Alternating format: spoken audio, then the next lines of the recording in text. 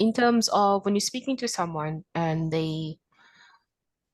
you're trying to get or fish for information, I would say, and then you're trying to book the call for them. But then I also don't want to waste my own time or the person who's going to be doing the diagnostic call with them because this person is sounding a bit unsure.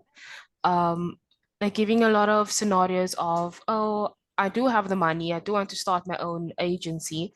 However, I don't want to invest a lot of money or whatever the case may be. Like they're giving a lot of risk questions. So how do I potentially like eliminate the fact to book the call, or what do I do in that sense where they actually want to do the call, but you feel like you're going to be wasting your own time and the next person's time? So how do I go about that?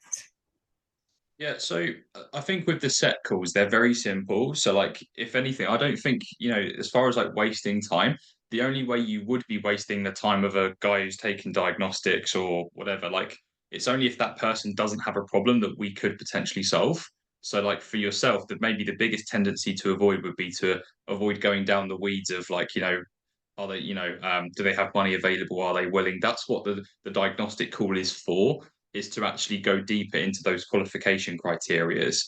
I'm not sure if you've got the doc yet, Alicia, where I've covered the qualification criteria, but I can send that across your way just so that you're aware of what ones to follow. But that's, yeah, all diagnostics really. The main thing for you to focus on, and this is just so you're hitting your volume as well when you're not wasting your own time, is focusing on, right, do these guys have a problem, that we could actually potentially solve? And is it something that they are looking to work on a bit sooner? Those are probably the only two things, and it's a light qualification, right? It's very light. It's not anything that's you're clarifying, you're probing. Otherwise, that can just go down, a massive amount of weeds, and you spend 10, 15 minutes. Basically, its own diagnostic at that point, which you want to avoid 3 to 5 minutes. It's pretty straightforward.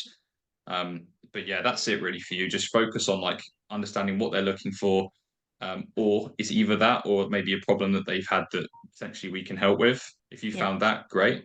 Okay, perfect. And have you tried, working on this on your own already, or have you, Hmm. or are you yet to try, try working on this with another provider?